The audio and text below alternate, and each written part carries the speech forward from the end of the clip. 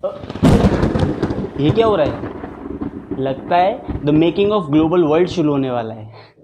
शुरुआत करने वाले हैं एक ऐसे चैप्टर की जो चैप्टर बहुत बड़ा है, बहुत विशाल का चैप्टर माना जाता है पूरी हिस्ट्री की बुक्स में। काफी बड़ा नाम, चैप्टर बहुत बड़ा, चैप्टर बड़ा कंफ्यूजिंग, पर जिस तरह से टॉपिक वाइज हम पढ़ने वाले हैं उस चैप्टर को, वो बड़ा अमेजिंग, बड़ा आसान होने वाला है। तो चलिए शुरू करते हैं चैप्टर को। जो ये ज़माना आज का आप देखते हो, जो ज़माना आज आप ये देखते हो कि हर चीज़ अवेलेबल है आपके पास। आपको अगर आईफोन चाहिए तो आईफोन भी आपके पास अवेलेबल है। दुनिया के अंदर जो भी चीज़ बन रही है, दुनिया के किसी भी कोने में जो चीज़ बन रही है, वो आपके हाथ में, आपके पास तक ईजिली आ जाती है। तो ये हो पाता है बिकॉज ऑफ ग्लोबलाइजेशन। पर हमेशा ये क्वेश्चन दिमाग में आता है कि सर, जब ग्लोबलाइजेशन नहीं था, जब दुनिया इतनी अमेजिंग नहीं थी, जब सारी चीजें ऑनलाइन नहीं थी, जब इतना बड़ा जमाना नहीं था जैसे कि आज है, तो उससे पहले क्या था? क्या उससे पहले भी कुछ ग्लोबल वर्ल्ड था? क्या उससे पहले भी दुनिया ग्लोबल थी? क्या ऐसा कुछ था? तो ये चैप्टर आपका वही डाउट कंप्लीट करता है, या उसी डाउट को फिनिश कर देता है कि the making of global world जो है, ये बहुत लॉन्ग प्रोसेस है। ये कोई छोटा मोटा प्रोसेस नहीं है, ये बहुत लॉन्ग प्रोसेस है। लोग जो मतलब ग्लोबलाइजेशन जो एक इकोनॉमिक सिस्टम है, ये तो हम पिछले 50 साल के अंदर देख रहे हैं ना, कि पिछले 50 साल में ये सिस्टम डेवलप हो गया है। और इस सिस्टम से क्या हो रहा है, लोग आपस में कनेक्टेड हैं, पूरी दुनिया आपस में ग्लोबली कनेक्टेड है। पर जो मेकिंग ऑफ ग्लोबल वर्ल्ड है, it is having a long history. लोग पहले भी जाते थे, लोग पहले भी इधर से उधर जाते थे इन सर्च ऑफ वर्क, लोग पहले भी माइग्रेट करते थे इन सर्च ऑफ जॉब्स, लोग पहले भी माइग्रेट करते थे या एक जगह से दूसरी जगह जाते थे अपनी टीचिंग्स को देने के लिए, है ना, स्पिरिचुअल फुलफिलमेंट के लिए। जैसे कि हम देखते हैं, आज भी हम देखते हैं कि बहुत सारे जो हमारे मुस्लिम्स हैं, मुस्लिम भाई हैं, वो क्या करते हैं, वो मक्का मदीना जाते हैं, वो सऊदी अरेबिया जाते हैं, है ना। और जो बहुत बड़े बड़े कंट्रीज़ हैं जहाँ पे हमारे एनआरआईज रहते हैं, जो बाहर के देश में रहने वाले लोग हैं, वो इंडिया में आते हैं और वृंदावन आते हैं, या अलग अलग जगह पे जाते हैं अपने स्पिरिचुअल फुलफिलमेंट के लिए। तो लोग किस किस चीज़ के लिए जाते हैं? या तो लोग ट्रेड करने के लिए जाते हैं, या लोग इन सर्च ऑफ वर्क जाते हैं, या लोग अपने स्पिरिचुअल फुलफिलमेंट के लिए जाते हैं, या कभी कभी लोग परसिक्यूशन से बचने के लिए भी जाते हैं। किससे बचने के लिए? परसिक्यूशन से बचने के लिए। तो लोगों का ट्रांसफर एक जगह से दूसरी जगह, one place to other place, ये तो होता रहा है। तो यही हिस्ट्री बहुत बड़ी है the making of global world की, कि लोग एक प्लेस से दूसरी प्लेस जाते हैं। इसका सबसे वाइब्रेंट एग्जाम्पल जो हमें देखने को मिलता है, दैट इज ऑफ 3000 BCE, कि आज से लगभग 5000 ईयर्स बैक हम देखते हैं कि एक बहुत बड़ी सभ्यता थी, और उस सभ्यता का नाम था द इंडस वैली सिविलाइजेशन। क्या नाम था? The Indus valley civilisation. और उस सिविलाइजेशन के हमारे पास साक्ष्य सबूत हैं, we are having the proof with us, कि उस सिविलाइजेशन के अंदर लोग क्या करते थे, people use to go from one place to another place. मतलब वो जो सिविलाइजेशन थी ना, उसके अंदर सारी चीजें होती थी। मतलब वहां से एशिया, मतलब लगभग आज का जो सिंध है ना, आज का जो पाकिस्तान सिंध है, वहां से वो ट्रेडिंग होती थी, और इंडिया से बहुत सारी चीजें बाहर जाती थी, है ना। और बाहर से जो चीजें थी, मतलब उसके बदले में कुछ चीजें इंडिया आती थी।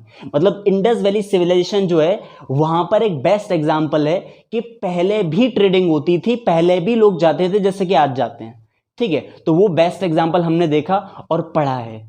ये सब चीजें जो हम होती देख रहे थे कि इंडिया से, या फिर जो आपका इंडस वैली सिविलाइजेशन वाली जगह है, वहां से सामान बाहर जाता है और वहां से सामान के बदले में चीजें आती हैं।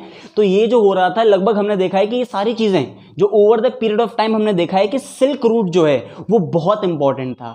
अब कहेंगे क्या सर, ये जो रूट है, क्या ये रास्ता है, ये बिल्कुल सिल्क का बना हुआ रास्ता है? बिल्कुल नहीं। ये जो रास्ता है, ये सिल्क का बना हुआ नहीं है। यहां से सिल्क जाया करता था, तो इसलिए इसका नाम सिल्क रूट पड़ गया, है ना। क्योंकि हम जानते हैं सिल्क की सबसे पहली खोज हमारे पास हमने देखा है कि चाइना ने करी है।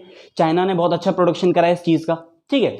तो इंडिया, इंडस वैली सिविलाइजेशन और चाइना और अलग अलग जगहों पे हमने देखा है कि यहाँ पे जो ट्रेडिंग हुआ करती थी पिछले टाइम पे, उसका बेस्ट एग्जांपल सिल्क रूट है। क्या है? बेस्ट एग्जांपल सिल्क रूट है।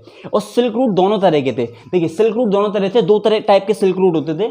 First silk route was on land silk route, मतलब ये ऑन लैंड होता था, जमीनी रास्ता होता था, जमीन वाला रास्ता। कौन सा? ये देखिए, जमीन वाला रास्ता, ठीक है। और दूसरे तरह का जो सिल्क रूट होता था, वो होता था सी, ओवर सी वाला रास्ता। सीज के जरिए जाते थे लोग इधर से उधर, ठीक है। तो इससे क्या होता था कि जो इंडस वैली सिविलाइजेशन वाला एरिया है उससे हम लोग यूरोप तक कनेक्टेड थे, है ना, और नॉर्दर्न अफ्रीका तक कनेक्टेड थे। इसकी वजह से हम लोग सिल्क रूट की वजह से इंडिया मतलब इंडस वैली सिविलाइजेशन है, इंडिया है, यहां से टेक्सटाइल्स जाते थे, यहां से स्पाइसेस जाते थे, और उसके बदले में यहां पे क्या आता था, उसके बदले में सोना और चांदी यहां पर आते थे। आपने सोचा होगा कि इंडिया जो है इसको सोने की चिड़िया कहा है, तो क्या सोना हमारे यहाँ बहुत ज्यादा अमाउंट में पाया जाता है? बहुत ज्यादा अमाउंट में, लिटरली बहुत ज्यादा में नहीं ना। सोने की चिड़िया क्यों कहते थे वो लोग हमको? हमारे पास सोना कहां से आया? सोचने की बात है ना, कहां से आया? यहीं से। इंडिया ने बहुत हजार सालों से ट्रेडिंग करी है सर, दुनिया के अंदर रिचेस्ट कंट्री, इसीलिए बहुत सारा सोना हमारे पास आ गया है इस वजह से। तो इसीलिए बोलते हैं इसमें कि टेक्सटाइल एंड जो आपका स्पाइसेस थे ये यहां से जाते थे यूरोप, है ना, और वहां से उसके बदले में क्या आता था हमारे पास? Gold and silver. एंड पूरी दुनिया के अंदर पूरी दुनिया के अंदर हम लोग एक्सपोर्ट करते थे, हम लोग खूब एक्सपोर्ट करते थे, और हमारे मेमोरियल्स हमें यही बताते हैं कि we were leading at export. Trading, India किसी पे डिपेंडेंट नहीं था, किसी भी मुगल रूलर ने, किसी भी ऐसे रूलर ने आके हमें ट्रेडिंग करना नहीं सिखाया।